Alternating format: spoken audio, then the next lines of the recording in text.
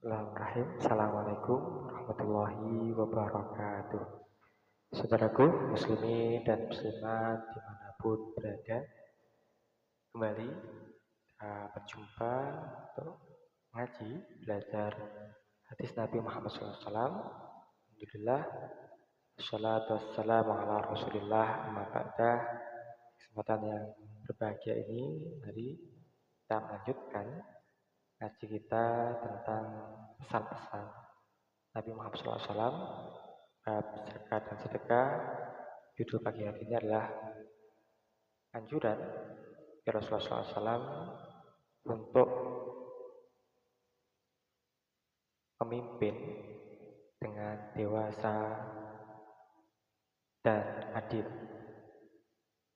Baik, sebagai pengantar sebelum kita bacakan hadis tentang potret kedewasaan dan pentingnya keadilan di dalam proses memimpin, ini adalah sebagai berikut. Guru saya pernah berpesan bahwasanya sepinter-pinternya anak SD, dalam sebuah ibarat beliau menyampaikan pesan dengan mudah dan sederhana untuk kita pahami. Sepinter-pinternya anak SD, apabila ada di antara mereka itu adalah lulusan SMP, maka yang lulusan SMP ini akan lebih diunggulkan. Adalah kamu saja yang lulusan SMP. Saya meskipun pintar, saya adalah lulusan SD saja.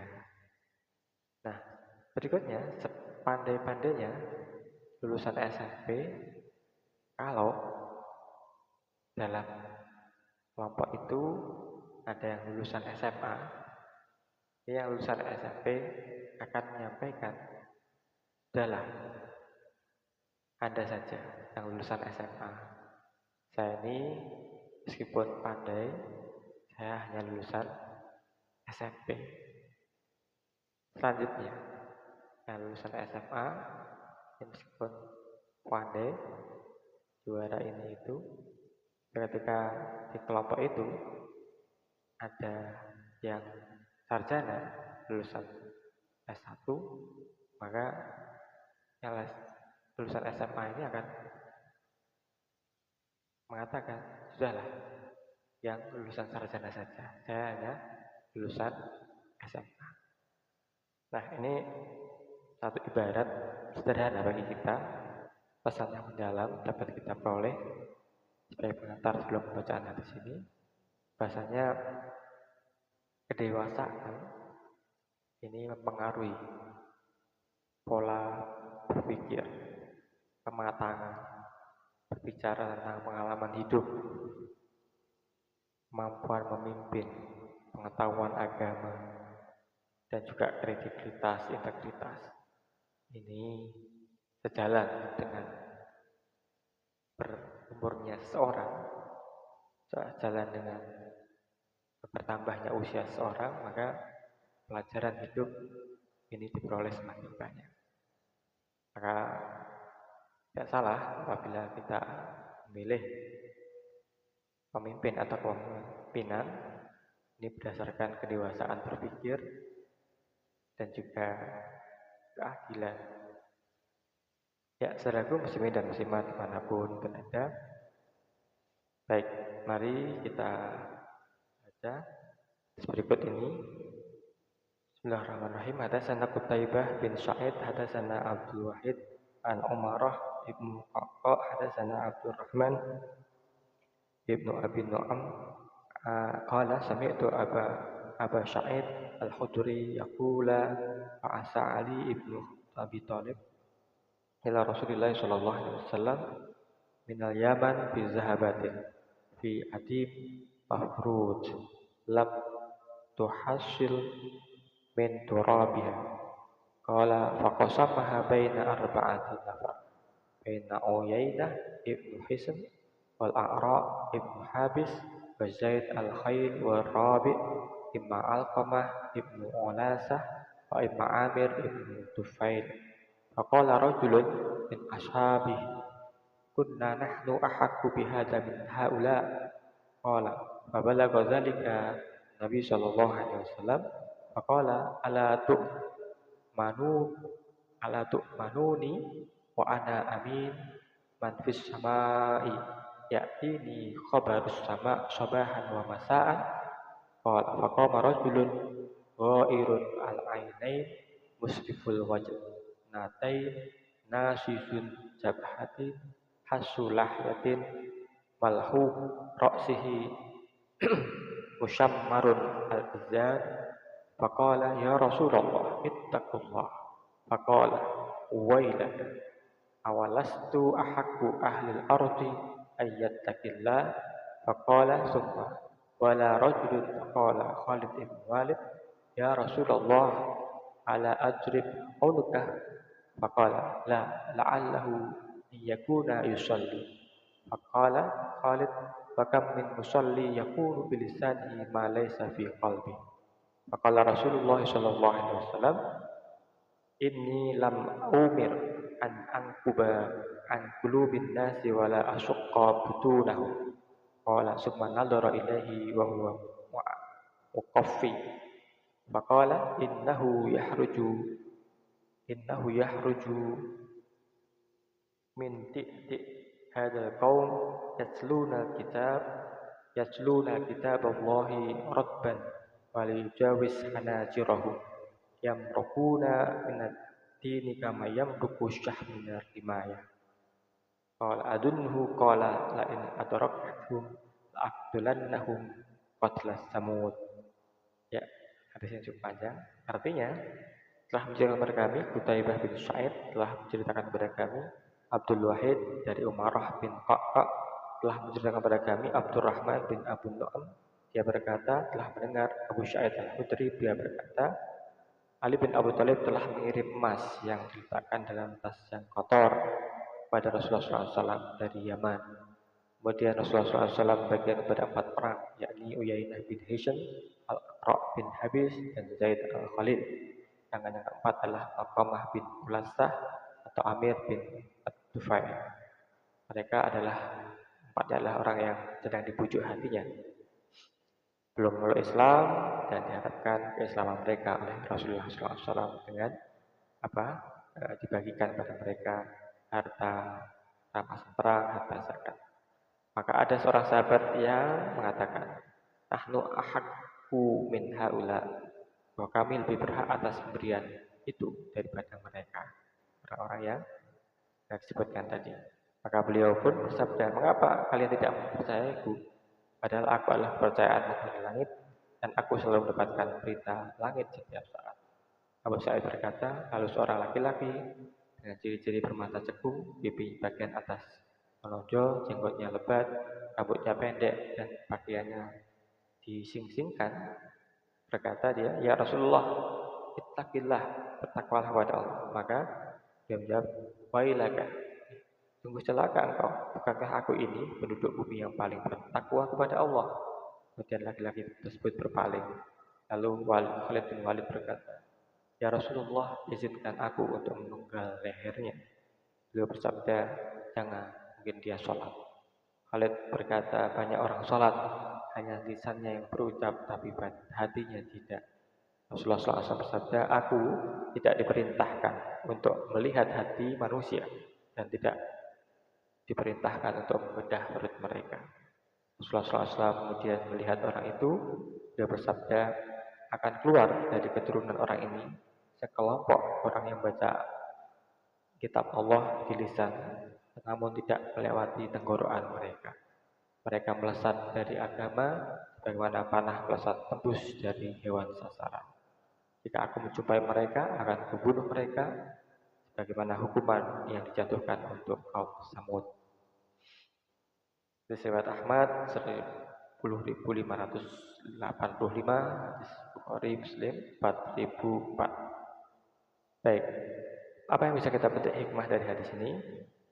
Nah, pentingnya saudara sekalian, yakni uh, bersikap adil dalam hal pembagian zakat dan sedekah. Dan ini sudah dilaksanakan oleh Rasulullah. Saya ditentukan bagikan pada siapa yang dibujuk hatinya, supaya mereka dengan serta-merta atau sukarela memeluk agama Islam, dakwah dengan harta. Nah, kemudian pentingnya kedewasaan di dalam berpikir, sebagaimana Rasulullah SAW jelas ini berbasis wahyu dasarnya, dan kemudian sebagai pengikutnya, sebagai umat Rasulullah SAW, maka kewajiban kita adalah mematuhi apa yang telah ditentukan, dicontohkan, diputuskan oleh beliau Rasulullah SAW. Dan apabila kita berbeda pendapat, maka sampaikanlah dengan sopan dan bijak. Nah, laki-laki tadi yang bermata cekung, berdahi menonjol, kemudian berambut pendek dan bajunya disingkirkan, ini ada satu yang kurang sopan dalam pengertian para sahabat di atas, bahwa ittaqillah, bertakwalah kepada Allah. Kemudian dia berpaling begitu. Jadi ini adalah perlunya bersikap santun kepada pemimpin. Nah, kemudian ada satu ramalan, satu sinyalmen, prediksi dari beliau Rasulullah SAW, maksudnya nanti dari kelompok yang tidak puas dengan apa yang dibagi dari Rasulullah SAW atas harta dari Yaman ini untuk orang-orang yang dibujuk hatinya ini akan lahir generasi muda yang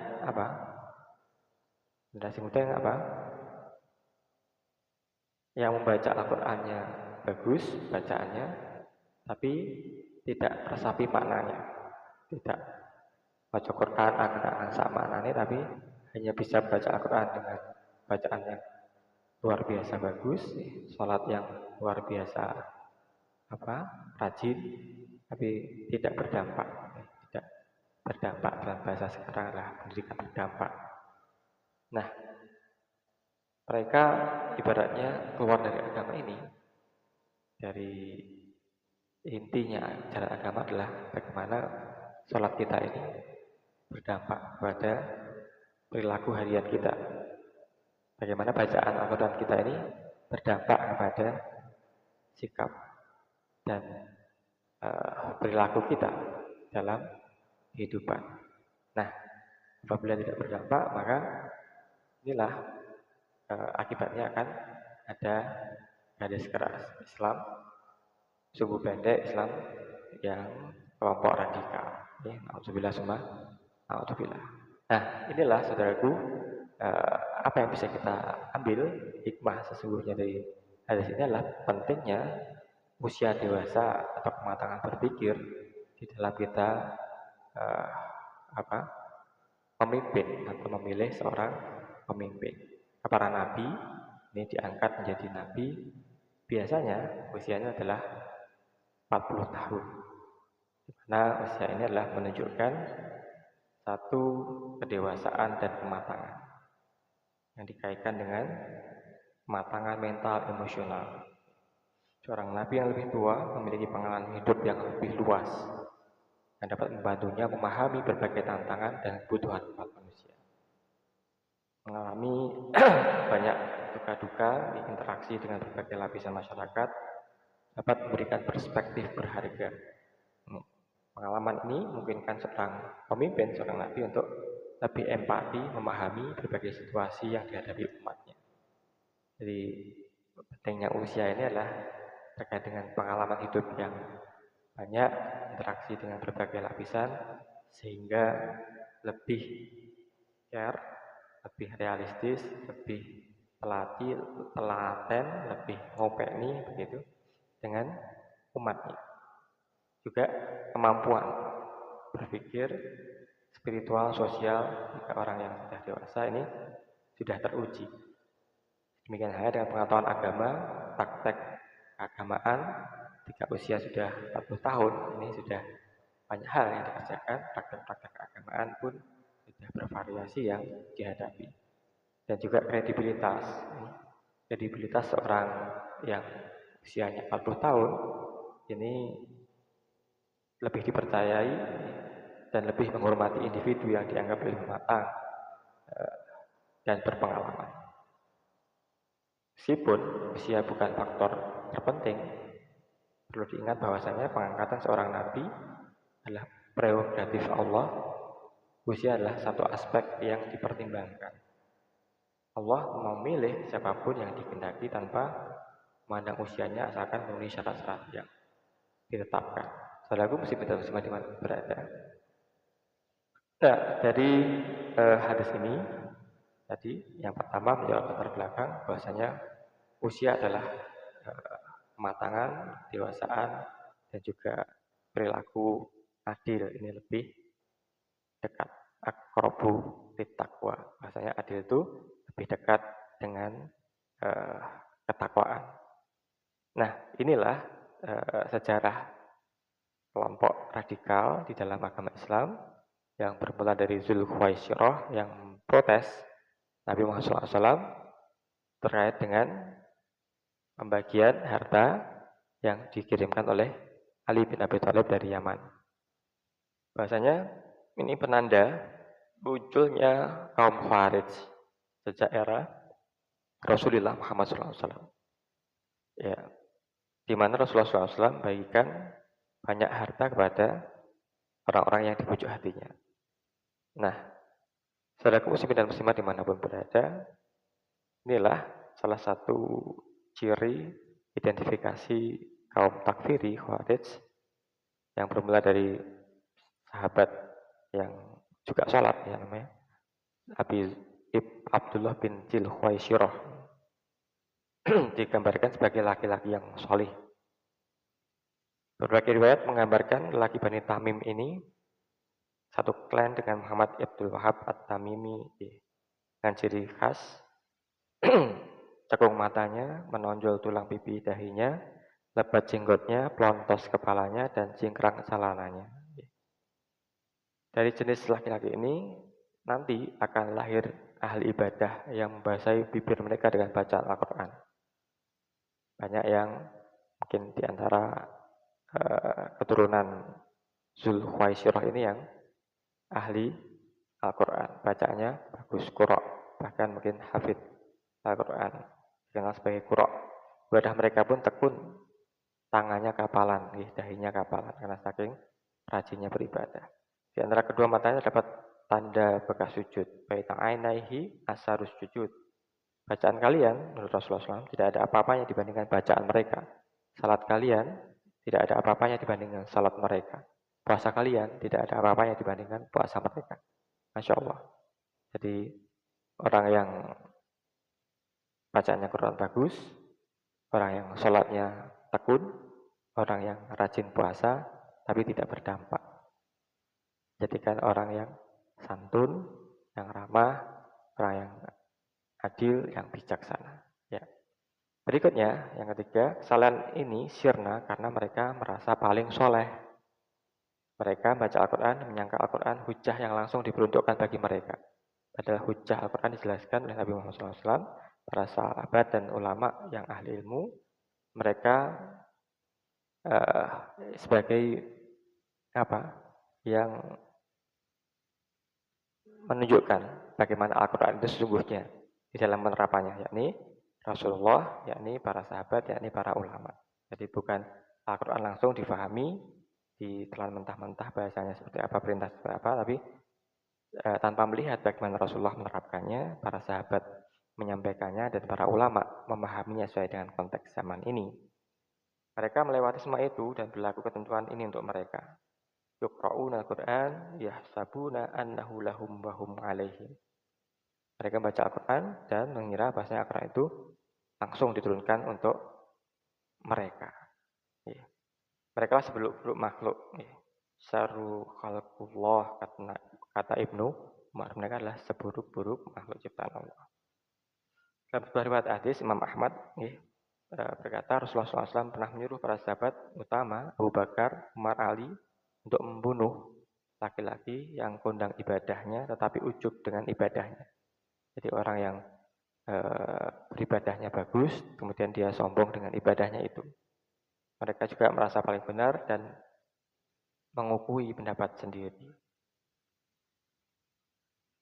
Yang tidak sejalan mereka kemudian dituduh sebagai kafir. Dia suka mengkafirkan di luar kelompok mereka. Pengikut mereka ditengarai berasal dari para anak-anak muda yang cekak akalnya. Mereka mengucapkan sebaik-baik perkataan manusia tetapi tidak menyelami maknanya. Sabda Nabi akan muncul di akhir zaman sekelompok anak muda, beliau cekak akalnya, mengucapkan sebaik-baik perkataan manusia, mereka membaca Al-Quran tapi tidak sampai kerongkongannya. Mereka keluar dari agama seperti melesatnya anak panah dari busurnya. Jika kalian jumpai mereka, perangilah mereka. Karena memerangi mereka adalah pahala di sisi Allah di hari kiamat. Jadi, saudaraku muslimin dan muslimat dimanapun berada, inilah pentingnya mengendapkan ilmu pengetahuan. Mengendapkan ilmu pengetahuan beriring dengan bertambahnya usia, peristiwa yang dilalui, seorang pemimpin ini hendaknya dewasa dan bisa berlaku adil. Ciri lain dari kelompok Khawarij ini, kaum muda yang berontak ini, adalah mereka keluar dari ketaatan pemimpinnya. Yukhrijunahum min ta'atil imam. Kemudian awalnya mereka protes terhadap kebijakan pemimpin seperti Zulkhuwaisirah kepada Nabi Muhammad SAW. Giliran berikutnya terhadap pemimpin yang dilakukan pada masa Rasulullah, mereka protes pada Rasulullah. Pada masa Khalifah Ali, mereka berprotes pada Khalifah Ali. Kemudian mereka meninggalkan Khalifah Ali, Khawarij, keluar dari kelompok menuju tempat namanya Lembah Harura. Dan menuduh bahasanya dua-duanya, baik itu yang tahkim, menerimanya kelompok Ali ataupun yang kelompok Muawiyah ini sebagai kafir. Saudaraku muslimin dan muslimat dimanapun berada, ciri Khawarij berikutnya adalah gemar memaknai ayat yang turun untuk orang kafir untuk memukul orang mukmin. Misalnya mereka ayat wa man lam yahkum bima anzalallahu fa ulaika humul kafirun. Ini untuk mengkafirkan Khalifah Ali pada masa tahkim.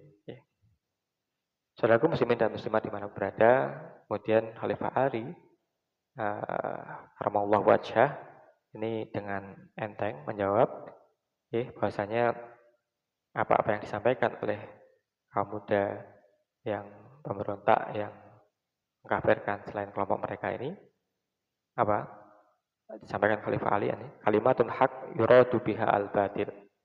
Apapun perkataan mereka ini yang belum mengendap ilmunya ini, masih banyak berontaknya ini, kaum muda yang sering mengkafir-kafirkan ini adalah kalimatul haq yuradu biha al-batil. Sebenarnya Al-Quran itu adalah kalimatnya hak, tapi yang dimaksudkan dengan penyampainya adalah satu yang batil. Mereka menjustifikasi Al-Quran sebagai tameng makar terhadap ulil amri yang tidak sejalan dengan pemikiran mereka. Berontak terhadap kekuasaan yang sah, yang tidak nyata pikiran dan maksiat merupakan ciri khas kaum Khawarij. Ya, saudaraku muslimin dan muslimat di mana berada, inilah indahnya agama Islam yang mengajarkan kepada kita untuk hati-hati waspada memilih pemimpin yang sudah dewasa, yang sudah 40 tahun utamanya, sehingga bisa berpikir dengan lebih bijaksana dan berlaku adil karena kaya dengan pengalaman hidup. Amin ya rabbal alamin. Semoga ada manfaatnya. Terima kasih. Assalamualaikum warahmatullahi wabarakatuh.